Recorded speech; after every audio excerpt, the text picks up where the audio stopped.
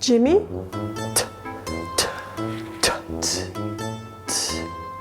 Duck.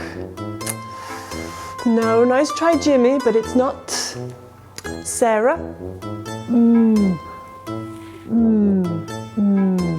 Duck. Nice try, Sarah, but it's not. George. You know what? The answer is duh. The answer is duh. Duh, duh, duck. Duh, duh, duck.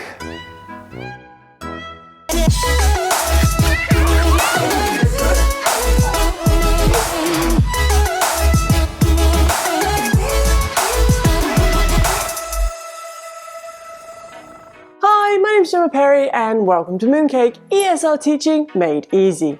If you're new here, then you need to know that I make weekly ESL teaching tip videos to help you improve your English teaching. So if you are teaching ESL abroad, make sure you subscribe below and hit that notification bell for weekly ESL teaching tips. Also, real quick, if you are new here, say hi in the comments below and let me know where in the world you're teaching. This video is part 5 of my phonics teaching tips series, where I tell you everything you need to know about teaching phonics. So if you haven't yet, make sure you check out parts 1 to 4 linked below, where I go through the fundamentals of teaching phonics. When I first started teaching English, phonics was something that I really struggled to get my head around.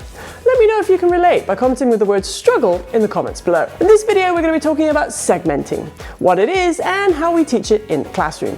Make sure you stay tuned right to the end, where I'll be going through some easy games to help you teach those essential segmenting skills. So let's get started.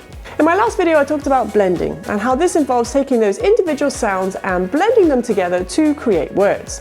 For example, k, a, t, cat. Now, segmenting, however, is the opposite of this. Students need to hear a word and then break that word down into its individual sounds. For example, I hear the word cat, and I need to better break that down into k, a, t. This skill means that students are able to write and spell words. But how do we teach it? Well, just like with blending, segmenting can take some time to learn, and not all students are going to get it straight away. But we can help students by breaking down the segmenting skills into 3 parts: the beginning, medial, and ending sound of words. Now, trying to learn all 3 sounds at the same time is just too much. So we need to go step by step, starting with the beginning sound. Apple. Ball. This is initial sound recognition. So let's look at some fun activities that we can use in the classroom to help students recognize those initial sounds. Now, for this activity, all you're going to need is a puppet or a teddy bear, a big giant box, and different toys that students will know the name of. Start by positioning the class in a semicircle with you, the teacher, in the middle. Next, you're going to introduce that silly rabbit or silly bear and practice some introduction language such as what's your name and how are you. Next, you're going to explain that that silly rabbit has a box of toys that he would like to share with the class, and ask the class if they would like to see. Have them all chant together, "Let me see, please. Let me see, please." Next, silly rabbit's going to take one toy from the box and introduce it to the class. Only instead of saying the name of the toy correctly, they're going to change that initial sound. For example, instead of saying "it's a dinosaur," they might say "it's a tinosaur." Watch as the class erupts in fits of laughter as they recognize the mistake that silly rabbit has made. Next, have silly rabbit ask the class what they think is wrong. Try to elicit a response from the class. "It's not dinosaur, it's dinosaur." Make sure you put the emphasis on the initial sound of the word. Next, have silly rabbit reach into the box, grab another toy, and go again. This next game is called letter grouping. Now, to play this game, all you're going to need are some letter flashcards and a box full of toys that students know the name of. To get started, position the class in a semicircle with you, the teacher, in the middle.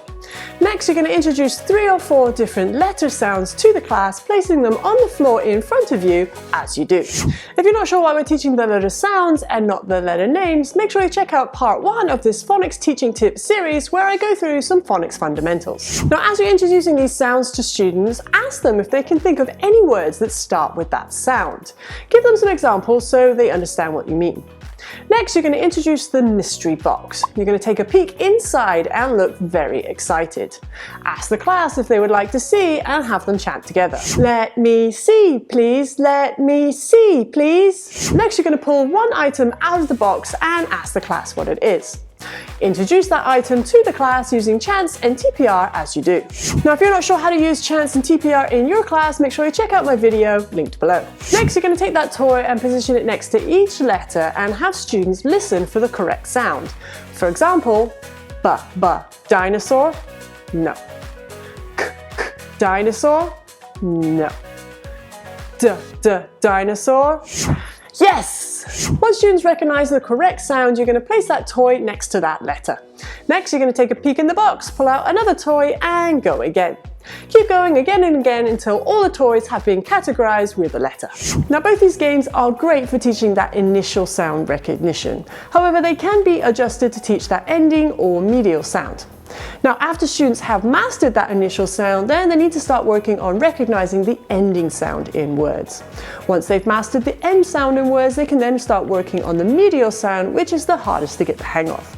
Now, there are plenty of other games that you can play to help students with their segmenting skills, but I'm going to have to save them for another video. So if you are looking for some more phonics ideas, make sure you check out my phonics teaching tips series right here. So there you have it, my tips on teaching segmenting. Give it a go in your class and let me know how it goes in the comments below. If you like this video, let me know by commenting with the word helpful in the comments below and by sharing with your fellow teachers. And don't forget to check out parts 1 to 4 of my phonics teaching tips series right here. That's it for this video. Thanks so much for watching. You can find me on Facebook, Instagram and Twitter, or if you're interested in a Mooncake sweatshirt or mug, you can find them linked below. And of course, remember to subscribe and hit that notification bell for more weekly ESL teaching tips from Mooncake.